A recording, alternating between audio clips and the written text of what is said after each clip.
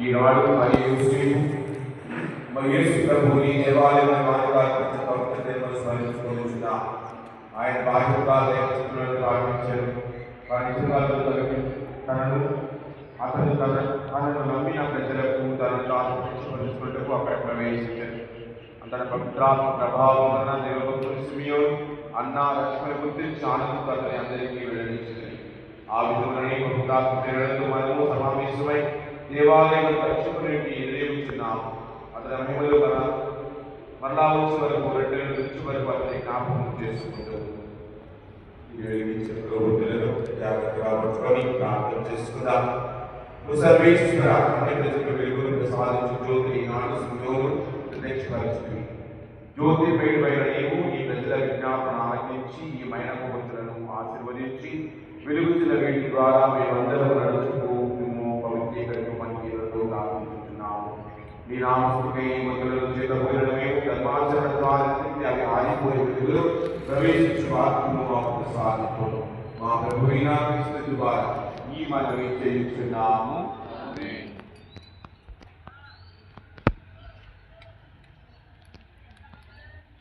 ప్రభువును కలుసుకుంటకై ప్రశాంతతగా ముందుకు సాగే మన సమాధానం క్రీస్తు నామమున ఆమేన్.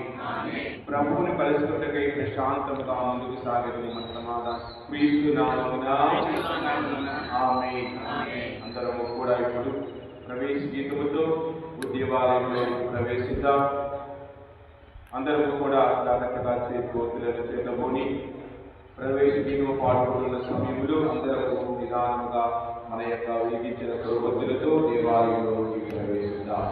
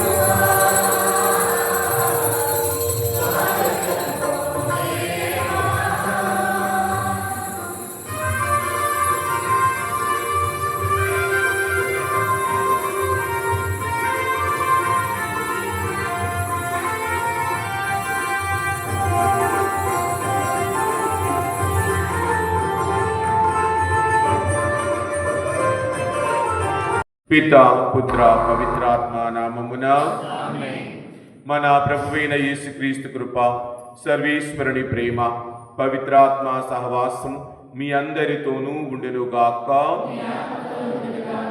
ఈ దివ్య బలిలో పాల్గొనే సమయంలో చేసిన తప్పులకు ప్రాయశ్చిత్తపడుతూ మనందరము భక్తితో ఈ దివ్య బలిలో పాల్గొందాము. సర్వశక్తి గల సర్వేశ్వరుని చెంతను సహోదరి సహోదరులారా, మీ చెంతను నా పాపములకు కొనుచున్నాను.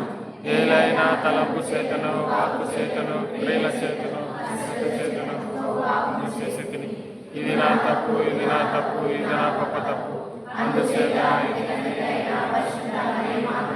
సకల దూతలను, పునీతులను, సహోదరి సహోదరులారా, మీరును నా కొరకు మనకుపోయిన సర్వేశ్వరుని ప్రార్థించాలని ప్రతిమానుకుంటున్నాను. సర్వశక్తి గల సర్వేశ్వరుడు మనకు దయ చూపి మన పాపములను మన్నించి మనకు నిత్య జీవమును ప్రసాదించుదురుగాక. ప్రభువా దయ చూపుము, క్రీస్తువా దయ చూపుము, ప్రభువా దయ చూపుము.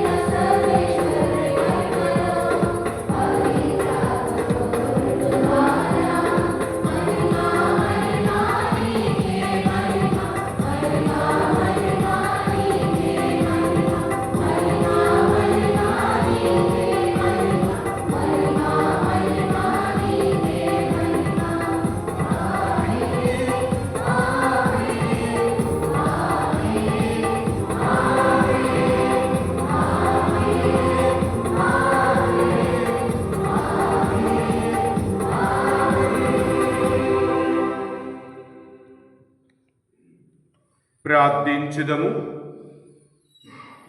సర్వశక్తిగలవు నిత్య సర్వేశ్వర, మా మానవ స్వభావమును అవతరించిన మీ దివ్య కుమారుని యందు మీ మహత్వమును గాంచి మేము స్తుతించుచున్నాము.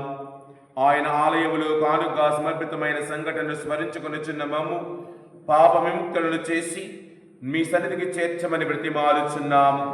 మీతోనూ పవిత్రాత్మతోనూ కలిసి యుగయుగములు జీవించుచు పాలించు మా ప్రభువును మీ కుమారుడునైన యేసుక్రీస్తు ద్వారా ఈ మనవి చేయుచున్నాము. ఆమేన్.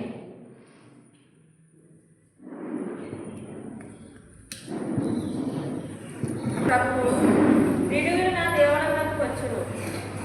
మొదటి పట్టణము మలాకీ గ్రంథము 3వ అధ్యాయము 1-4 వచనములు.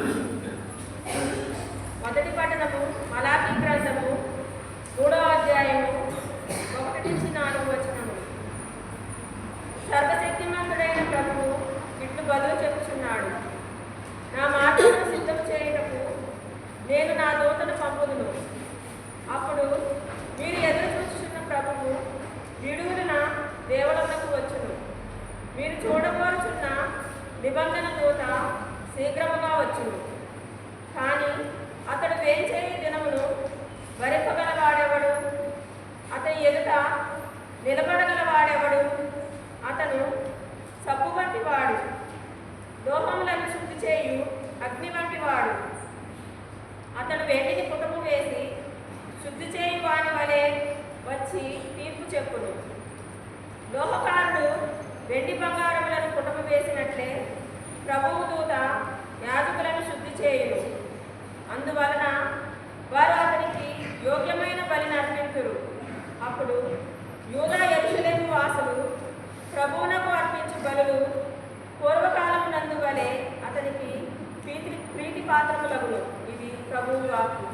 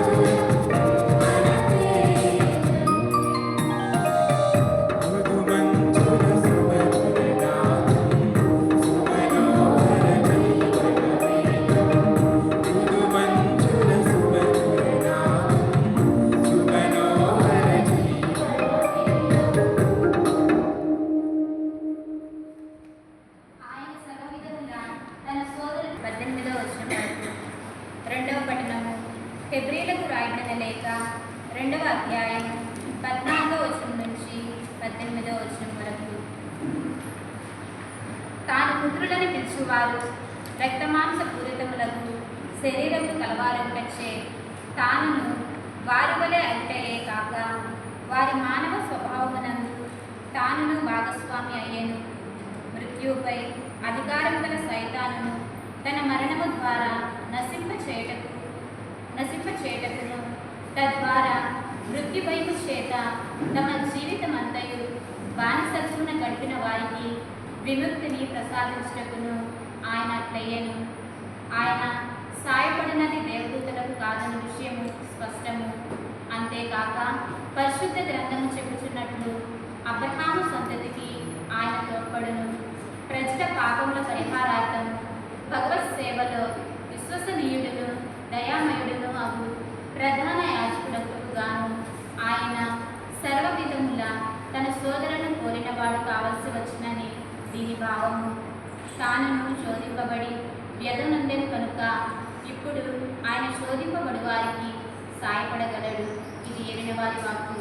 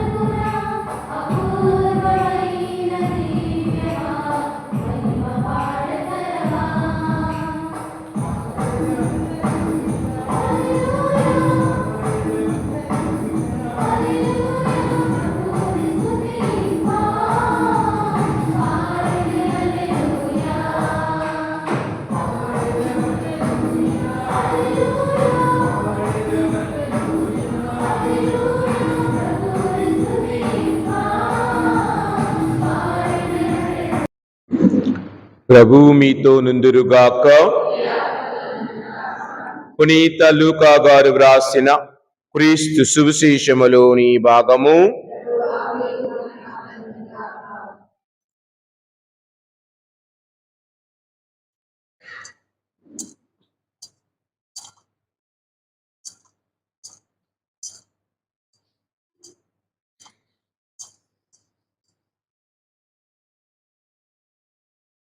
లూకా సువార్త 2వ అధ్యాయము 22 నుండి 40 వచనములు.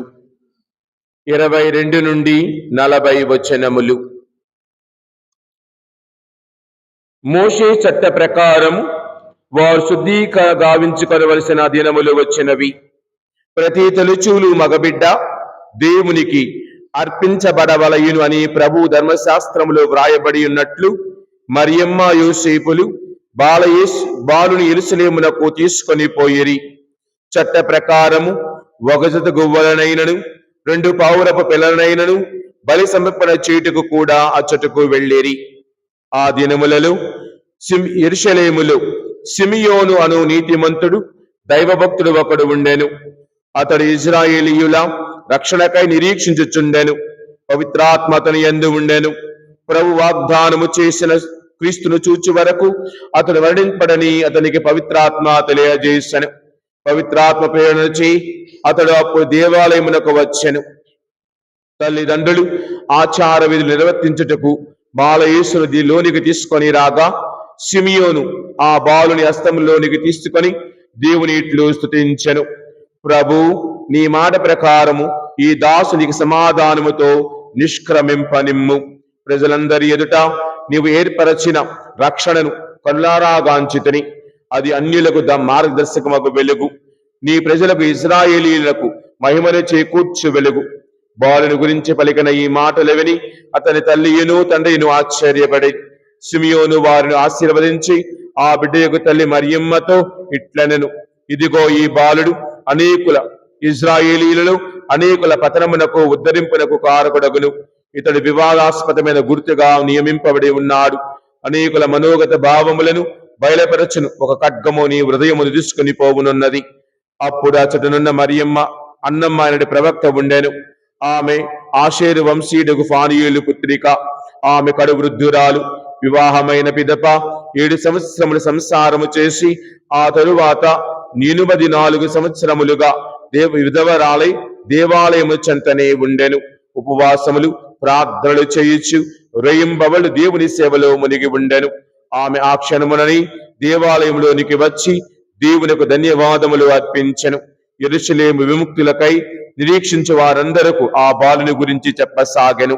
వారు ప్రభు ఆజ్ఞానుసారము అన్ని విధులు నెరవేర్చి గలిలయ దేశములోని తమ పట్టణముకు నజరేతునకు తిరిగి వచ్చిరి. బాలుడు పెరిగి దృఢకాయుడై పరిపూర్ణ ఘన జ్ఞానము కలవాడాయను. దేవుని అనుగ్రహము ఆయనపై ఉండెను. ఇది క్రీస్తు సువార్త. సుశేష వాక్యముల ద్వారా మన పాపములన్నీ క్షమించబడును గాక.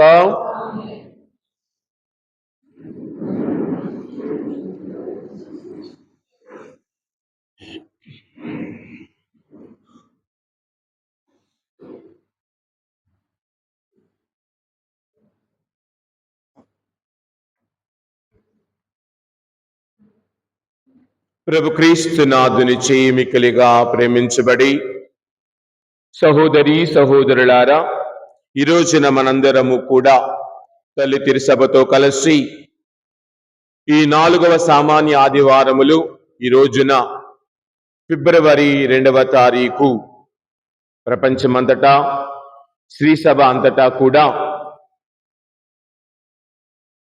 ఆలయమునందు రక్షకుని సమర్పణ పండుగ అనగా బాలయేసును దేవాలయములో కానుకగా సమర్పించిన పండుగను కొనియాడుతూ ఉన్నాం. మనము పూజ ప్రారంభములో క్రొవ్వొత్తుల ప్రదక్షిణతో ఆలయంలోనికి ప్రవేశించిన విధమును మనము ధ్యానించుకున్నట్లయితే ఇది ఏదో ఆషామాషిగా ఏదో ఒకళ్ళు స్థాపించినది కాదు. ఇది మన శ్రీసభ మనకు ఇచ్చినటువంటి మహత్తర కార్యక్రమము. క్రీస్తు ప్రభువు లోకమునకు వెలుగు అని మనము చదువుతూ ఉన్నాం. యోహాను సువార్త 8వ అధ్యాయము 12వ వచనములో ఒకసారి గమనించినప్పుడు వాక్యము తెలుపబడిన విధమును బట్టి మనము గుర్తిస్తే, వారితో లోకమునకు వెలుగును నేనే, నన్ను అనుసరించువాడు అంధకారమున నడువక జీవపు వెలుగు అంటూ ఉన్నారు. ఆయనతో నడిచేవారు ఎవడు కూడా అంధకారములో ఉండడు. మరి మనము క్రొవ్వొత్తులను ఎందుకు ఎన్నుకున్నాము అని మనము అనుకుంటే, క్రొవ్వొత్తి యొక్క స్వభావము ఏమిటి? తనను తాను కరిగించుకుంటూ వెలుగుని ఇస్తూ ఉంది.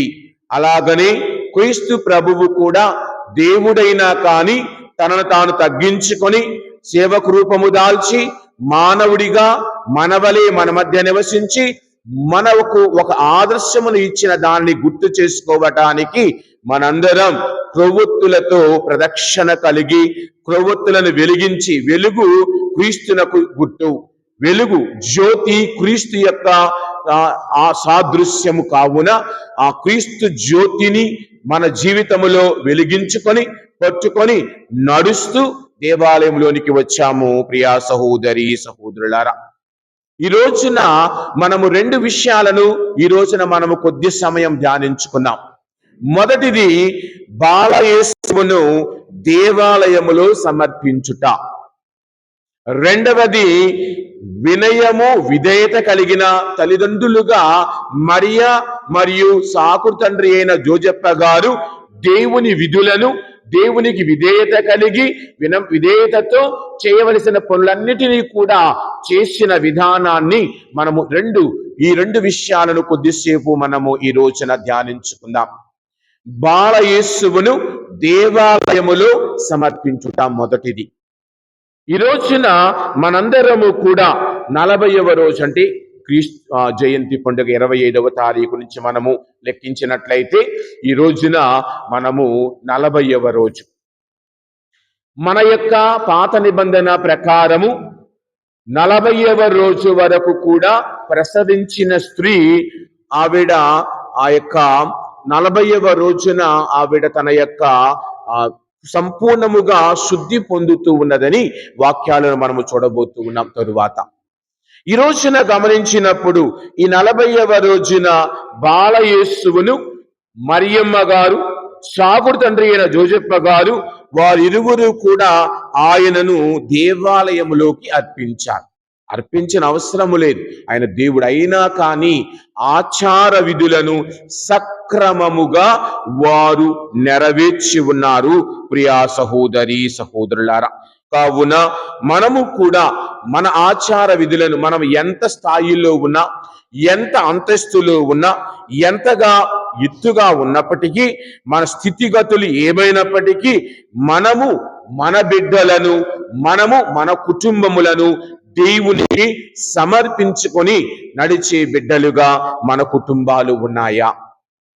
ఈ రోజున బాలయేసును దేవాలయంలో సమర్పించిన పండుగను కొనియాడే ఈ శుభతరుణములో మన కుటుంబాలకు ఇది వర్తిస్తూ ఉంది.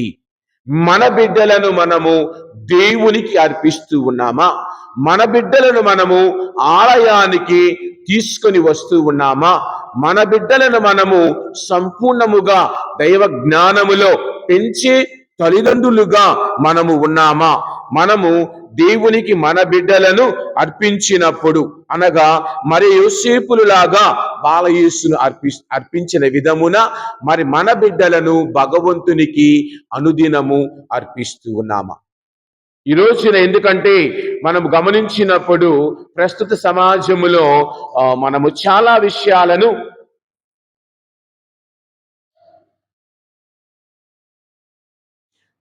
విషయాలను మనము నేర్చుకుంటూ ఉన్నాం. ఈ రోజున మనము గమనిస్తే ఈ నేటి ప్రపంచములో దేవునికి ఇచ్చే స్థానము, ఇంటి దగ్గర ఉన్నప్పుడు మన ఉండే జీవిత విధానాలన్నీ కూడా తారుమారుగా మనము జీవిస్తూ ఉన్నాం. ఇదిగో మనం అన్నిటికీ గ్యారంటీ ఉంది. మనం పెట్టుకున్న వాచ్కి గ్యారంటీ ఉంది కదా, 1 year గ్యారంటీ. నీ చేతిలో ఉన్నటువంటి సెల్ ఫోన్కి 1 year గ్యారంటీ, 2 సంవత్సరాల గ్యారంటీ ఉంది. మీ ఇంట్లో కొనుక్కున్న ఫ్రిడ్జ్కి బట్టలు కొన్నా కానీ వారం రోజుల్లో తిరిగి రిటర్న్ ఇచ్చే పాలసీ ఉంది. కొత్త బట్టలు కొంటే నేటి సమాజంలో నీకు ఇష్టం లేకపోతే వారం రోజుల్లో 10 రోజుల్లో వాడుకొని కూడా తిరిగి ఇచ్చే ఫెసిలిటీ ఉంది. అన్నిటికీ గ్యారంటీ వారంటీలు ఉన్నాయి. మానవ జీవితానికి గ్యారంటీ వారంటీ ఉందా? మానవ జీవితానికి నేను ఇన్ని సంవత్సరాలు పక్కాగా బతుకుతానని రాసి ఇవ్వగలమా? మా ఫాదర్ గారు ఒక ఆయన ఉన్నారు. ఆయన ఫాదర్ అయ్యారు. ఆయన చెప్పాడు, ఆయన కొద్దిగా మనకి క్రైస్తవులు జాతకాలనే మనం నమ్మం, అసలు లేదు. ఆయన బ్రాహ్మణ్ కన్వర్ట్.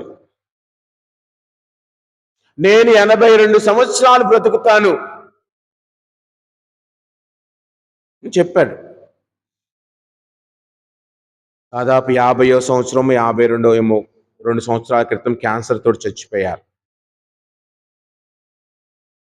నీ గ్యారంటీ లేదు. కరోనా తర్వాత అసలు గ్యారంటీయే మానుకోవాలి. ఉదయం లేచాం, కాఫీ తాగి కూర్చున్నా పోయాం, కాఫీ తాగాం కూర్చున్నాం, అంతే, ఇంకా లెగవలా.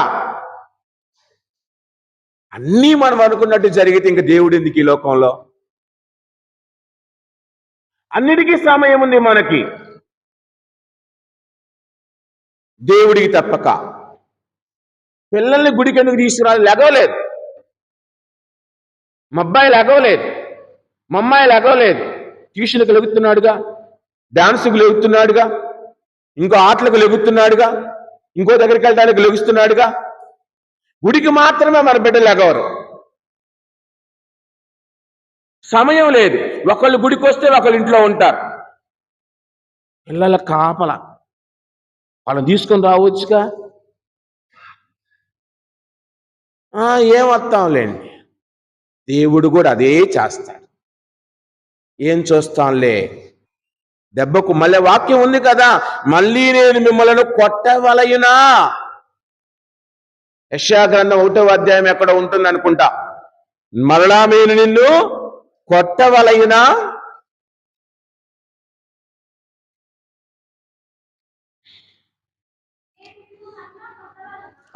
మరలా ఎన్నో వచ్చిన తల్లి 5వ వచనం 1వ అధ్యాయం యెషయా గ్రంథం 1వ అధ్యాయం 5వ వచనంలో, నేను మేము మరలా కొట్టవలయునా, మీరు నిరంతరము ఎందుకు తిరుగుబాటు? ఇక్కడ అర్థం ఏమిటి? వ్యతిరేకముగా జీవిస్తూ ఉన్నాము. దేవునికి మళ్ళీ మనము సమర్పించుకొనకుండా, దేవునికి మళ్ళీ మనం అర్పించుకొనకుండా, దేవునికి సమయం ఇవ్వకుండా తిరుగుతూ ఉన్నాం. కావున నేను మిమ్ము మరలా కొట్టవలయునా. తర్వాత 6వ వచనం చూస్తే, అరికాలి నుండి నడినెత్తి వరకు నీ శరీరంలో ఒక్క భాగము కూడా సరి అయినది లేదు, ఆరోగ్యవంతమైనది లేదు. మళ్ళీ మనం డాబు సరికి వెళ్తాం, డంబాలకు వెళతాం, గాంభీర్యానికి వెళతాం, ఇంకా షోకులకు వెళతాం. మనకు మించిన వాడు లేడని మాట్లాడుతూ ఉంటాం.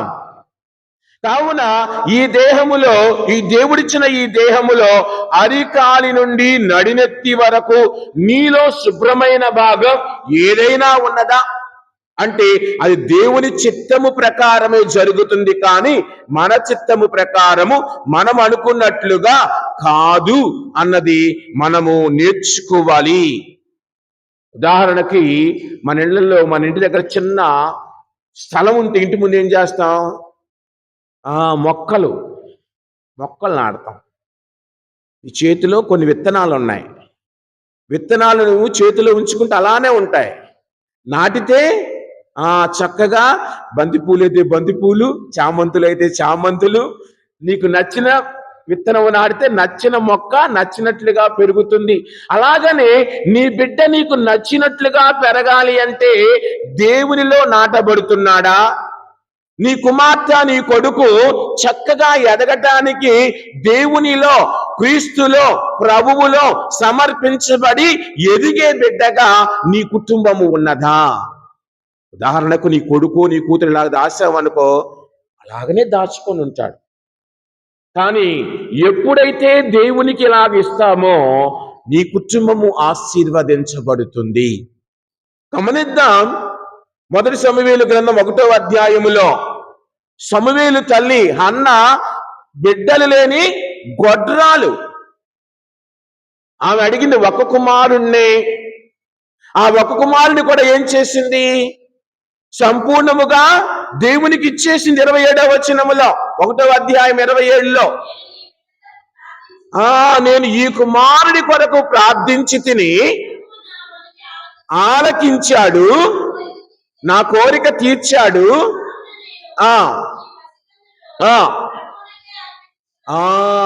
ఈ పసికందును ప్రభువునకే అర్పిస్తున్నాను. పెళ్ళయ్యే వరకు చక్కగా ఉంటాం. పెళ్ళైన తర్వాత గుడికి వస్తాం. 1 సంవత్సరం తర్వాత పిల్లలు లేరు అనుకోండి, యేసయ్యా పిల్లలియ్యయ్యా అని అడుగుతాం. పిల్లలు ఎత్తాడు. మనం ప్రార్థన సీక్రెట్గా చేస్తాం కదా. మనం ఏం ప్రార్థన చేస్తాం ఆయనకి నీకే తెలుసు. నా కొడుకునిస్తే వాడిని గుడికి తీసుకొస్తానని చెబుతాం. నా కొడుకునిస్తే, కూతుర్నిస్తే వాళ్ళని నీ ఆధీనంలో పెంచుతానని వాగ్దానం చేస్తా. పిల్లలు వచ్చిన తర్వాత గుడి లేదు, దైవం లేదు. మీ అందరు ఇక్కడ ఉన్న వాళ్ళు ఎలాంటి IVF లేకుండానే పిల్లలకి అన్నారుగా. ఫెర్టిలైజేషన్ డాక్టర్ దగ్గరికి వెళ్ళలేదుగా. దేవుడిచ్చిన సహజమైన జీవితము ద్వారా మీరు బిడ్డలను ప్రసవించారు. ఏ డాక్టర్ దగ్గరికి వెళ్ళాలా? మరి దేవుడు అడగకుండానే, అడగగానే ఇస్తే ఆ బిడ్డను, ఇదిగో ఈవిడంటూ నాకు దేవుడు అడగగానే ఇచ్చాడు. ఒక్కడిని కాని తర్వాత మనం చదువుకుంటూ వెళితే 1 సమూయేలు గ్రంథములో ఆవిడ ఇంకా బిడ్డలను పొందినదని వాక్యములో మనము చూస్తూ ఉన్నాం. ప్రియా సహోదరి సహోదరులారా, గమనిస్తే 1 సమూయేలు గ్రంథములో 1వ అధ్యాయములో గమనిస్తే ఏమంటుంది? 28వ వచనంలో, ఈ బిడ్డను నేను అడిగాను కాబట్టి ఈ బిడ్డను దేవునికే, నాకు ఒక బిడ్డ కొరకు ప్రార్థించి తిని. 28వ వచనంలో ఏమంటూ ఉన్నది ఆవిడ? ఈ బాలుడు జీవించినంత కాలము ప్రభువునకే ఊడిగము చేయుచుండును. 22వ అధ్యాయం 21లోకి వెళితే 50 అనుగ్రహం వలనే మరలా అన్న 3 మగబిడ్డలను, అస్సలకి పిల్లలు లేరు ఆవిడకి. ఆవిడ తోడి కోళ్ళు లేకపోతే తోడి భార్య ఒంట్లో ఉన్న ఆవిడ ఎప్పుడు తిడుతూ ఉండేది, నువ్వు గొడ్రాలివి అని. కానీ అలాంటి ఆవిడకి ఒక్కళ్ళను కాదు 3 మగబిడ్డలను 2 ఆడబిడ్డలు, అంటే మొత్తం 6 సంతానాన్ని ఇచ్చాడు దేవుడు ఒకళ్ళని అడిగితే. కావున దేవుడు ఆమెను ఏం చేసి, ఆవిడ ఇచ్చిన మాటకు నిలబడింది, తన బిడ్డను దేవునికి అర్పించింది. ఇతడు దేవుని సాన్నిధ్యములోనే ఉండాలి, దేవుని ప్రకారమే నడవాలి. వెంటనే దేవుడు ఆవిడ్ని, అమ్మా నీకు ఒక్కడితోటి వద్దు, ఇదిగో నీ బిడ్డలని ఇచ్చాను.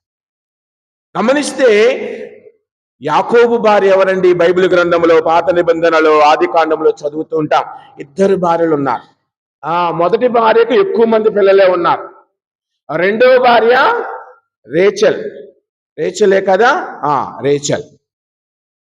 ఆవిడకి పిల్లలు లేరు. ఆవిడ ఒకసారి భర్తను అడుగుతా, అయ్యా నాకు పిల్లలే కావాలంటే ఆయన అంటూ ఉన్నాడు, నేనేమన్నా దేవుణ్ణా? దేవుడు ఆమెను మర్చిపోలేదు అని వాక్యం. అతడే పాత నిబంధనలో యోసేపు మొదటి కుమారుడు, రెండవ కుమారుడు బెన్యామీను. గమనించండి, దేవుడు ఎవరిని మర్చిపోడో, ఎవరైతే ఆయన ప్రార్థిస్తారో, ఎవరైతే వారి కుటుంబములను ఆయనకు అర్పించుకొని జీవిస్తారో వారందరినీ ఆయన దీవిస్తాడు. అంతే కదా.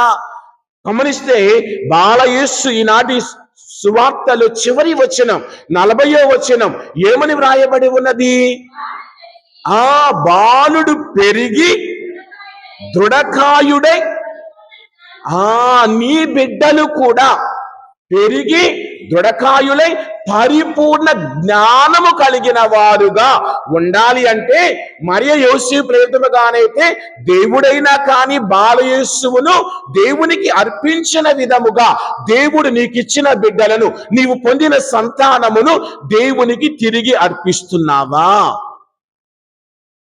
మనకన్నిటికీ సమయాలున్నాయి. క్యాటగిజం క్లాసు సమయం లేదు. అది సండే స్కూల్ అంటే పిల్లల్ని ముందుగానే తీసుకెళ్ళిపోతాం. సప్రసాదం అవగానే తీసుకెళ్ళిపోతున్నారు కొంతమంది. అయితే ఇక్కడ మన బిడ్డలను 10వ తరగతి వరకే వాళ్ళు మన చేతిలో ఉండేదమ్మా. సండే స్కూల్లో ఒక అరగంట ఉంచండి అమ్మా, గంటొద్దు. లేదండి, వాడి కోసం మేము ఎందుకుంటా, మాకు వచ్చేది ఆదివారం సెలవు. ఎక్కడా? భగవంతుని కోసం, భగవంతుని జ్ఞానము కోసం నీ బిడ్డలను పెంచుతున్నావా? అదే అధ్యాయములో 2వ అధ్యాయములో 52వ వచనం ఉన్నది, యేసు జ్ఞానమందును ప్రాయమందును వర్ధిల్లుచు దేవుని అనుగ్రహమును ప్రజల ఆదరాభిమానములను పొందుచుండెను. మొదటిది ఏమని ఉన్నది? బాలయేసు జ్ఞానమందును ప్రాయమందును దేవుని యొక్క దీవెనల యందును ఎదుగుచున్నాడు. నీ కుటుంబంలోని వారందరూ ఎదగాలి అంటే, ఈ పసికోన ఎదగాలి అని పాటలు పాడతాం. ఇప్పటికి ఇంకా ఈ పసికోన ఎదుగుతూ ఉండాలని పాటలు పాడతాం. ఈ పసికోన దేవుని దీవెనలతో ఎదిగితే సంపూర్ణ జ్ఞానము కలవాడు. అంటే మిడిమిడి జ్ఞానము కాదు, ఏది మంచిదో ఏది చెడో తెలుసుకొని జీవించగలిగే శక్తిని దేవుడు మనకు అనుగ్రహిస్తాడు. అదే కదా మనము గమనిస్తే సామెతల గ్రంథం 15వ అధ్యాయం 3వ వచనం ఒక్కసారి చూద్దాం. సామెతల గ్రంథం సామెతల గ్రంథం 15. ప్రభువు సమస్తమును పరికించును, నరులు చేయు మంచిని గాని చెడ్డను గాని కూడా మనము చేయు ప్రతిదీ ఆయన గమనిస్తాడు. నీవు చేయు ప్రతిదీ ఆయన గమనిస్తాడు. కావున ప్రభువుని యొక్క నేత్రము నుండి ఎవరము దాచబడలేము. ప్రభు యొక్క కన్నుల నుండి ఎవరము కూడా దాచబడలేము. కావున నీ కుటుంబము దైవ జ్ఞానములో, దేవుని ప్రేమలో, నీ బిడ్డలు, నీ తల్లి అందరూ ఎదుగుతున్నారా అన్నది మనము అందుకే మార్కు సువార్త 10వ అధ్యాయము 16వ వచనములో ప్రభు ఏం చేస్తూ ఉన్నారు? చిన్న బిడ్డలు తన వద్దకు వస్తే వారిని ఎత్తుకొని కౌగలించుకొని దీవించాడు. కొందరు అడ్డగించారు, వారిని ప్రభువు గద్దించాడు. బిడ్డలు నా వద్దకు రానిండు, అట్టి వారిదే పరలోక రాజ్యము.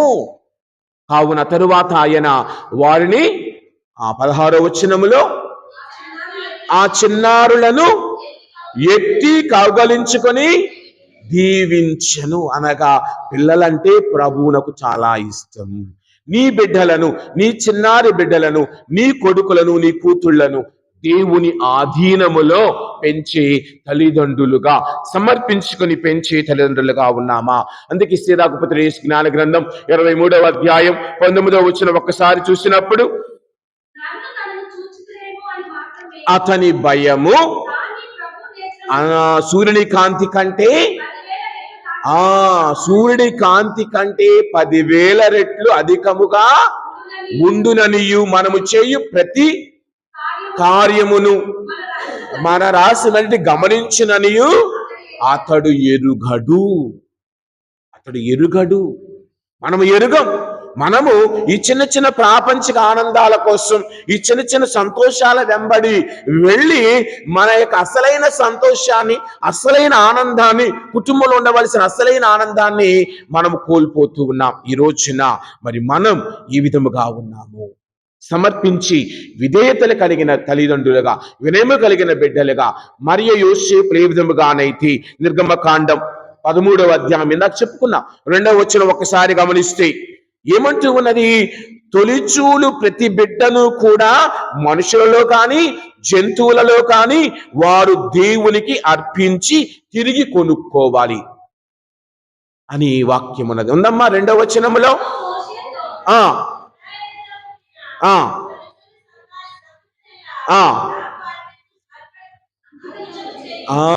తొలిచూలు సంతానముల నాకు అంకితము చేయము.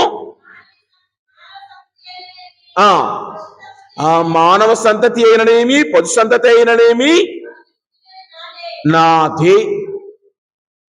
12, 13 వచనాలు.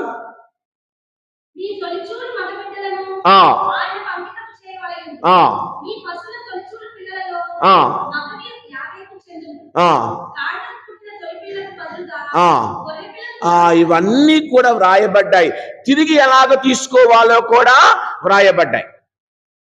ధనవంతులైతే పెద్ద పెద్దవి ఇచ్చేవాళ్ళు, పేదవాళ్ళైతే గువ్వలను కానీ పావుర పిల్లలు కానీ ఇచ్చేవాళ్ళు. ఇదే సాంప్రదాయం మన చిన్నతనంలో ఉండేది.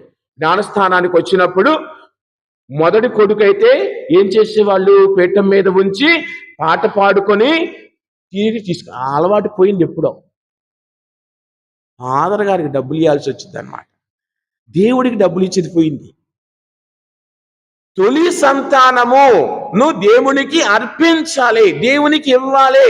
మరి నీ కుటుంబంలో ఉన్న ప్రతి బిడ్డను దేవునికి అర్పిస్తున్నావా? ఇదిగో ఈ తల్లి తండ్రి మరియు యోసేపులు బాలయేసుని వినయముతో విధేయతతో అవసరము లేకపోయినా దేవునికి అర్పించాలి. గమనిస్తే యాకోబు వ్రాసిన లేఖ 4వ అధ్యాయం 10వ వచనం ఒక్కసారి చూద్దాం. యాకోబు వ్రాసిన లేఖ 4వ అధ్యాయం 10వ వచనం. దేవుని ఎదుట వినమ్రులు కండు అప్పుడు ఆయన మిమ్ము దీవించును. దేవుని ఎదుట మీరు ఏమిటి కావాలట? వినమ్రులు కండు. దేవుని ఎదుట తగ్గింపు కలిగి జీవించండి. దేవుని ముందర మిమ్ములు మీరు తగ్గించుకొనండి. వినయము కలిగి, విధేయత కలిగి, వినమ్రులుగా ఉండండి. అందుకే బైబిల్ గ్రంథములో గమనించినట్లయితే ప్రియ సహోదరి సహోదరులారా, మనము చూస్తే అబ్రహాం 18వ అధ్యాయం, ఆదికాండం 18వ అధ్యాయం 27వ వచనంలో ఏ విధముగా మాట్లాడుతున్నాడు ప్రభు దగ్గర? ఆయన అబ్రహాము దేవుని ముందు వినయము కలిగి జీవించాడు. 18వ అధ్యాయం 27వ వచనం. వినయము కలిగి ఎంతో వినమ్రతతో ప్రభువుతో మాట్లాడు. నేను బూడిద పోగునే, మట్టి మనిషినే అయినను సాహసించి దేవుని వారిని మాట్లాడుచున్నానని వినయముతో అడుగుచున్నా. అది మన బిడ్డలకు నేర్పుతున్నామా? పెద్దలతో మాట్లాడే విధానం, వినయ విధేయతలు, నేర మర్యాదలు మన బిడ్డలకు మనము నేర్పుతున్నామా? అనుదిన జీవితంలో అది ఆలయమునకు వస్తేనే అవి మనము నేర్చుకోగలము. తల్లిదండ్రులుగా మీరింటి దగ్గర ప్రవర్తించే విధానమును బట్టి బిడ్డలు నేర్చుకునగలరు. ఇక రెండవది లూకాసు వార్త 3వ అధ్యాయం 16వ వచనంలో బప్తిస్మ యోహాను ఏ విధముగా తనను తాను వినయవంతుడిగా చేసుకుంటూ ఉన్నాడో ప్రభు ముందు ఒక్కసారి చూద్దాం.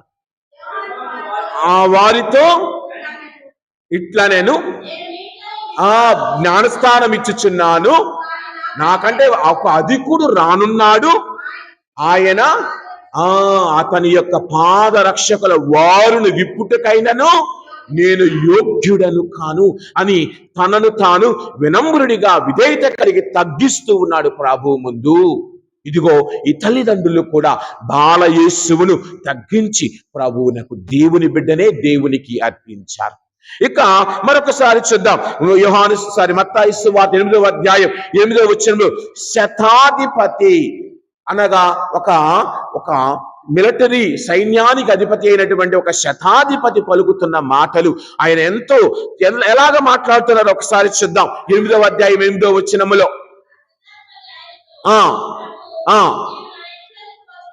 నేను అర్హుడను కాదు, ఒక్క మాట పలికినా ఎందుకు అంటూ ఉన్నాడు తర్వాత, అయ్యా నేను అధికారము కలవాడను, నా కింద అనేక మంది పనిచేస్తూ ఉన్నారు, రమ్మంటే వస్తారు, పొమ్మంటే పోతారు, నీవు దేవుడవు, నిన్ను అడిగే తీసుకునే అర్హత నాకు లేదు, ధైర్యముగా కావున నీ ఒక్క మాట చాలయ్యా, నా కుటుంబము నా బిడ్డలు అన్ని స్వస్థపరచడానికి అని వినయము కలిగి తగ్గింపుతో అధికార దర్పము లేక ఈ రోజుల్లో మనకు చిన్న ప్యూన్ ఉద్యోగం ఉంటే చాలు. ఎంఆర్ఓ ఆఫీసులోనూ ఏదైనా ఆఫీసులో చిన్న ప్యూన్ ఉద్యోగం ఉంటేనే చాలు, పెద్దగా గర్వానికి లోన. ఆఫీసులు కానీ కలవాలంటే నా ద్వారానే వెళ్ళాలన్న ఫీలింగ్లు ఇస్తాం. మరి ఇక్కడ ఈయన శతాధిపతి ఎంతో గౌరవము కలిగిన వాడు. శతాధిపతి అంటే 100 మంది సైనికులకు నాయకుడు, ఒక సైన్యానికి ఒక బెటాలియన్కు నాయకుడు. ఇప్పుడు మనం ఎలాగైతే డిఎస్పి ఎస్పీలు ఉంటారో అలాగా అనుకుంటే ఈయన ఆ ర్యాంకుకు చెందిన వ్యక్తి ఏమంటూ ఉన్నాడు, అయ్యా నేను అధికారము కలవాడను, నేను అడగగానే వస్తున్నావంటే అందరూ అనుకుంటారు నేను గొప్పోడిని కాబట్టి నువ్వు ఆ ఇంటికి వచ్చావని. నేను అలాంటి అర్హుడని కాదయ్యా, ఇదిగో అని తగ్గింపు స్వభావముతో ఆ బిడ్డ మాట్లాడిన విధముగా. ఏలియా ప్రవక్తల గురించి ఒకసారి గమనిస్తే ప్రియ సహోదరి సహోదరులారా, మొదటి రాజుల గ్రంథం 17వ అధ్యాయం 5వ వచనం ఒక్కసారి చూద్దాం. మొదటి రాజుల గ్రంథం 17వ అధ్యాయం 5వ వచనం. ఏలియా ప్రవక్త దేవుడు చెప్పిన మాటకు తలవంచి ఆ అరణ్యములోనే జీవించాడు. యావే దేవుడు చెప్పినట్లే చేసి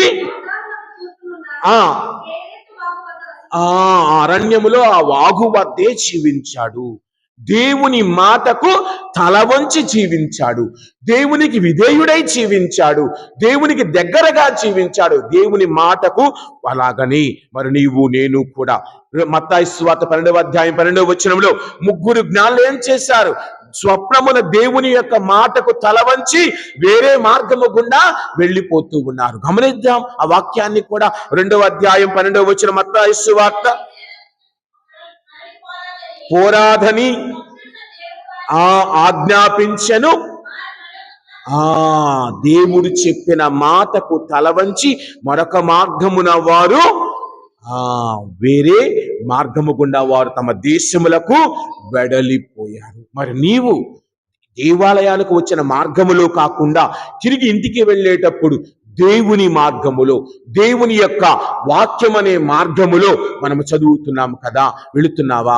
ఈ వాక్యము నా పాదములకు దీపము, నా త్రోవకు వెలుగు. దేవుని వాక్యం అనే వెలుగులో ఆ దారిలో నీవు నడుస్తున్నావా? నేను లోకమునకు వెలుగును, నన్ను అనుసరించి వాడు అంధకారమున నడువక జీవపు వెలుగును పొందును అని ప్రభువు యోహాను సువార్తలో చెప్పిన విధముగా జీవపు వెలుగులో, క్రీస్తు వెలుగులో నడిచే బిడ్డలుగా, ఆయనకు సమర్పించుకున్న కుటుంబాలుగా ముందుకు వెళ్ళేవారిగా మనందరము ఉన్నామా లేదా అన్నది ఈ రోజున ఈ దివ్య బలిలో ఉన్న నీవు నేను ఆత్మీయంగా పరిశీలించుకుందాం.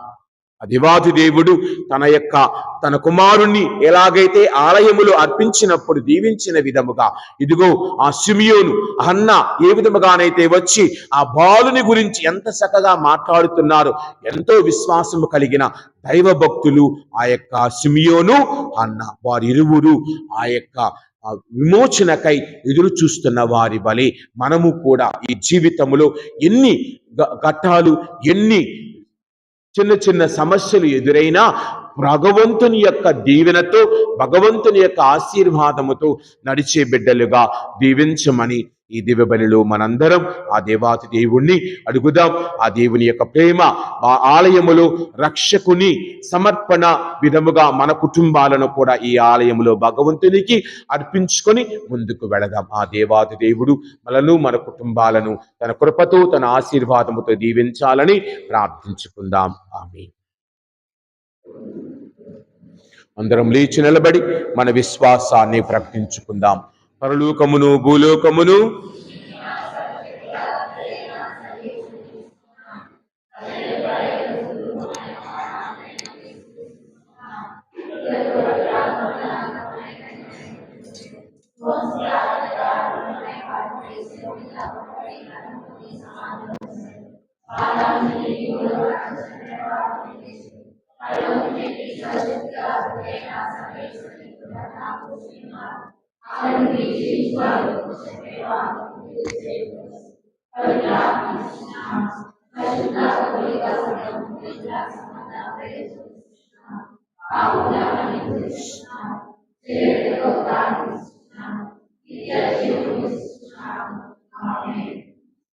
అర్పణ గీతం.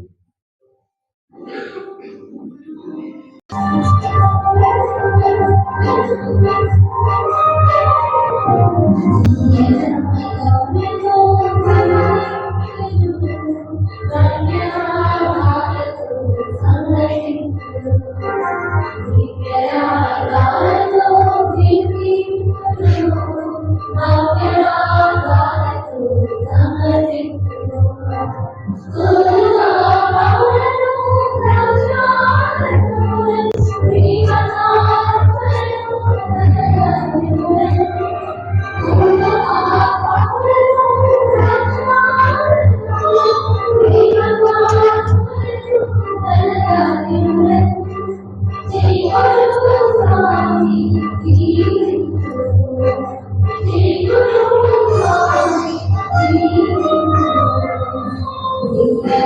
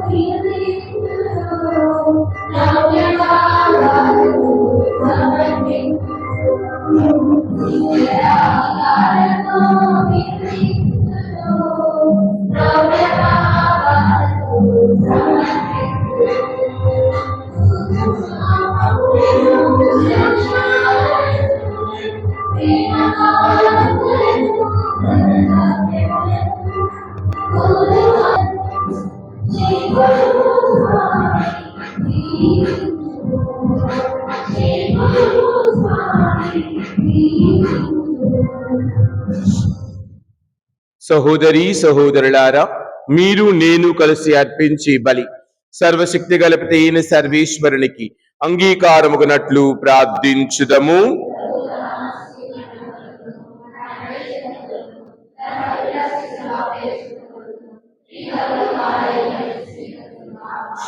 ఓ ప్రభువా, నేడు మీ శ్రీ సభ అత్యంత ఉత్సాహముతో అర్పించు అర్పణము మీకు ప్రీతి పాత్రముగా ఉండవలెనని ప్రార్థించుచున్నాము. ఈ జగతికి జీవం రసుగట కొరకు మీ సంతేక కుమారుడు నిష్కలంక గొర్రె పిల్లవలి నీ ఆలయంలో కానుగా అర్పించబడవలని మీరు చిత్తగించుతరి. కావున ఈ బలి అర్పణలో పాల్గొనుచున్న మమ్ము కరుణతో చూడమని వేడుకొనుచున్నాము. మా ప్రభువైన క్రీస్తు ద్వారా ఈ మనవి చేయుచున్నాము. ప్రభువు మీతో నుందురుగాక. మీ మనస్సులను ఉన్నతమునకు త్రిప్పండి. మన దేవుడైన ప్రభువునకు కృతజ్ఞతలు తెలుపుదము. ప్రభువైన దేవ, పావన పిత, సర్వశక్తి గల నిత్య సర్వేశ్వర, మేము ఎల్లప్పుడూ ఈ చోటును కృతజ్ఞత వందనములు చెల్లించుట యుక్తము, న్యాయము, ధర్మము, రక్షణదాయకము. ఏలైనా మీతో పాటు శాశ్వత సహజీవి అయిన మీ కుమారుడు ఈ రోజున ఆలయంలో సమర్పించబడెను. ఆయన ఇశ్రాయేలు ప్రజలకు మహిమగాను, దేవుని ఎరుగని ప్రజలకు జ్యోతిగానే వెల్లడి ఆయను. ఆ కారణమున మేమును రక్షకుని గాంచుటకు ఆనందంతో ఉప్పొంగుచు దూతలతో పునీతులతో కలిసి నిరంతరము ప్రస్తుతి చేయుట ఎట్లనగా,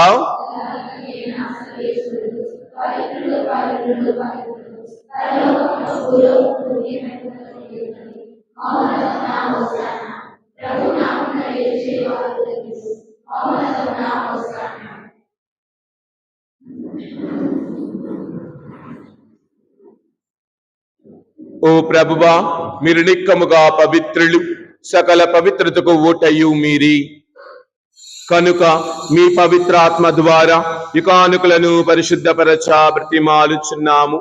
ఈ విధమున ఇవి మా ప్రభువును మీ కుమారుడునైన యేసుక్రీస్తు శరీర రక్తములు అగునుగాక.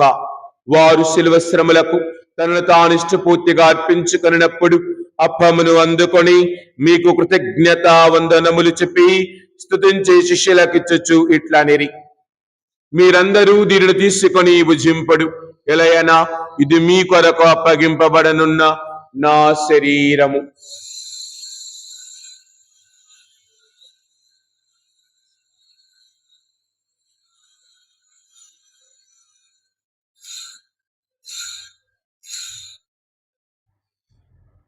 ఆ విధముగని భోజనానంతరం పాత్రమును అందుకొని మరలా మీకు కృతజ్ఞత వందనములు చెప్పి స్తుతించి శిష్యులకిచ్చుచు ఇట్లనిరి, మీరందరూ దీనిని తీసుకొని దీని నుండి పానము చేయుడు. ఏలయనా ఇది నూతన నిత్య నిబంధన యొక్క నా రక్తపు పాత్రము. ఇది మీ కొరకును అనేకుల కొరకును పాప పరిహారమునకై దారవోయబడును. దీనిని నా జ్ఞాపకార్థము చేయుడు.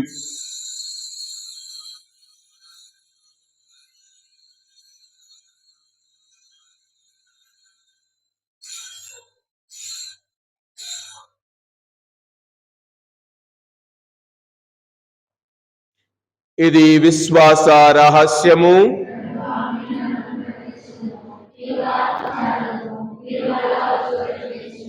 కనుక తండ్రి, క్రీస్తు మరణమును ఉత్థానమును స్మరించుచు జీవమొసగు అప్పమును రక్షణ పాత్రమును మీకు సమర్పించుచున్నాము. మీ సముఖమును నిలిచి మీకు పరిచర్య చేయుటకు మమ్ము పాత్రులుగా చేసినందుకు మీకు వందనములు తెలుపుచున్నాము. క్రీస్తు శరీర రక్తముల యందు పాలువారు మగు మమ్ము పవిత్రాత్మ ద్వారా ఐక్యపరచమని బ్రతిమాలుచున్నాము. ఓ ప్రభువా, ప్రపంచమంతటా వ్యాపించి ఉన్న మీ శ్రీ సభను జ్ఞాపకముంచుకొనుడు. మా ఫ్రాన్సిస్ జగద్గురువులను, మా జోసెఫ్ రాజారావు పీఠాధిపతిని, తదితర పీఠాధిపతులను, గురువులందరితో పాటు మమ్మును మీ ప్రేమ యందు పరిపూర్ణను చేయుము. ముఖ్యముగా ప్రభువా, ఈ దివ్యబలిలో పాల్గొంచు మీ యొక్క సాన్నిధ్యములో మోకరించి ప్రార్థన చేయించిన బిడ్డల మనవులను దయతో ఆలకించండి. వారిని వారి కుటుంబములను ప్రభువా మీకు అర్పించుకొని ప్రార్థన చేయించి ఉన్నా వారికి కావలసిన మీ ఆశీర్వాదములను దయచేయమని వినయముతో అడిగి ప్రార్థన చేయించి ఉన్నాం. ఈ సమయంలో ప్రభువా మా యొక్క ప్రార్థనా సహాయాన్ని కోరిన బిడ్డలందరినీ పేరు పేరున మీకు అర్పించుకొని ప్రార్థన చేయొచ్చు ఉన్నా. ముఖ్యంగా ప్రభువా ఇక్కడ చేరిన బిడ్డల యొక్క మనవులను దయతో ఆలకించమని వినయముతో అడిగి ప్రార్థన చేయొచ్చు ఉన్నాము. ఉత్తానమగ్నముతో చనిపోయిన మా సహోదరి సహోదరులను మీ కనికరమును చనిపోయిన వారందరిని జ్ఞాపకం ఉంచుకొనుము. వారిని మీ దివ్య ప్రకాశంలోనికి చేర్చుకొనుము.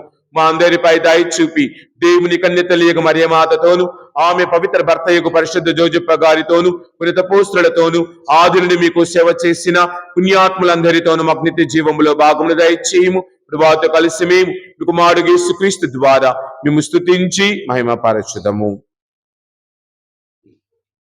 క్రీస్తు ద్వారా, క్రీస్తుతో, క్రీస్తునందు సర్వశక్తి గలపతి అయిన సర్వేశ్వర పవిత్రాత్మతో అనేకమయ్యుండి మీకు యుగయుగములు గౌరవ మహిమలు కలుగునుగాక. మన ప్రభువుకు క్రీస్తు భగవానుడు నేర్పిన విధముగా మనమందరము భక్తితో ప్రలోక ప్రార్థనను జపించుకుందాం. ప్రలోకమనుడు మా యొక్క తండ్రి, మీ నామం పూజింపబడునుగాక, మీ రాజ్యం వచ్చునుగాక, భూలోకమందు నెరవేరునుగాక. నానాటికి కావలసిన మా అయినము మాకు నేటికి అనుగ్రహింపు.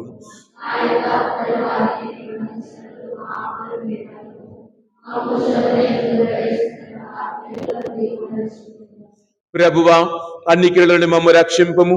మా ఈ రోజులలో మాకు శాంతిని ప్రసాదింపము.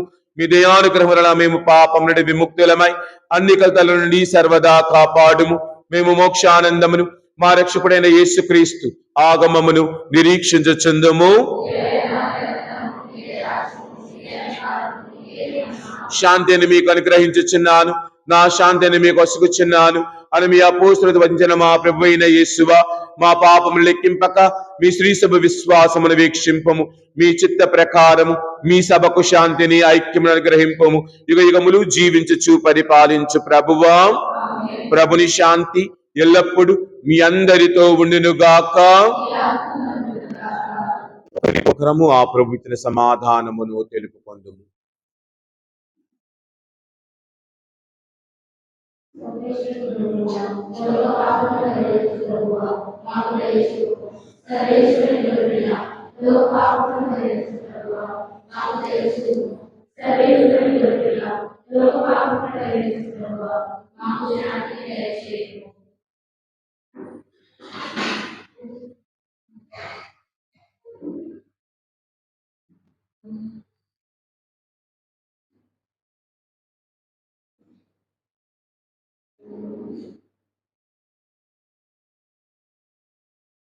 ఇదిగో సర్వేశ్వరుని గొర్రె పిల్ల, ఇదిగో లోక పాపములను పరిహరించడి ప్రభువు.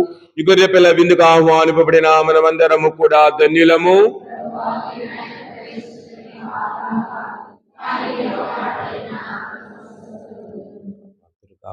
ఆమేన్.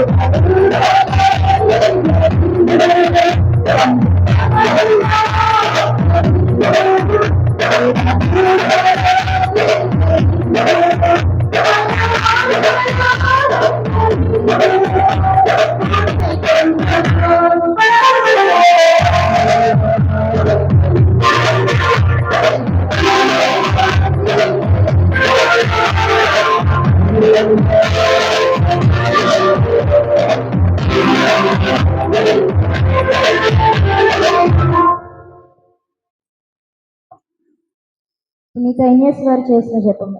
క్రీస్తుని ఆత్మమా, క్రీస్తుని శరీరమా, క్రీస్తుని రక్తమా, క్రీస్తుని ప్రక్కల నుండి కారిబడిన నీళ్ళ, క్రీస్తు అనుభవించిన కష్టమా, ఓ మంచి యేసువా, మీ గాయముల లోపల నేను మిమ్ము ఎడబాయినట్లు దుష్టశత్రువుల చేతిలో దొరకకుండా కాపాడండి. నా మరణ సమయం అందు నన్ను మీ సన్నిధికి అప్పుడు మీ పునరుద్ధత కూడా ముగింపు లేని కాలము. ఆమేన్. పరిపూర్ణ ఫలము గల జపము.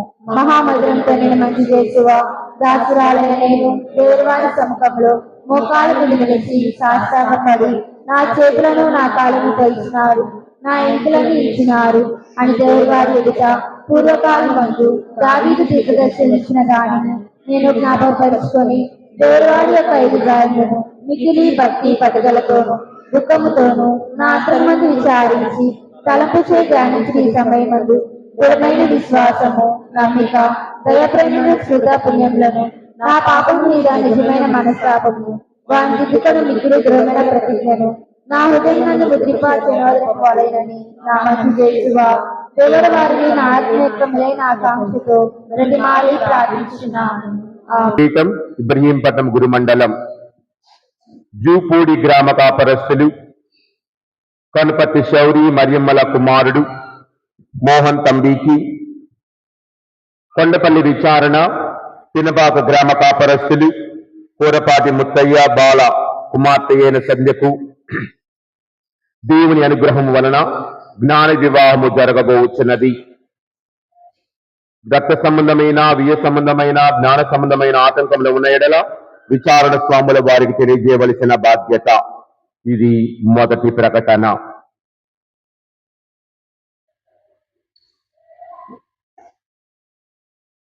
ప్రియ సహోదరి సహోదరులారా, ఈ నెల 4వ తారీఖు మొదటి మంగళవారం, ఈ నెల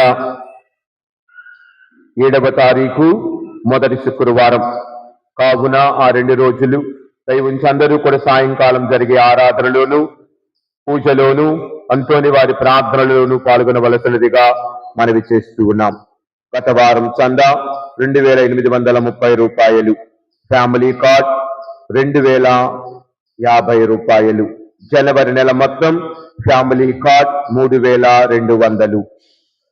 జనవరి నెలలో ఎన్ని కుటుంబాలు అయితే ఇచ్చారో అవన్నీ కూడా అక్కడ వ్రాయబడ్డాయి. అలాగని ఈ రోజున కొంతమంది ఇచ్చారు, అవి వచ్చే వారం చదవబడతాయి. కావున జనవరి నెల చంద ఫ్యామిలీ కార్డు వివరాలు. ప్రార్థించుదము.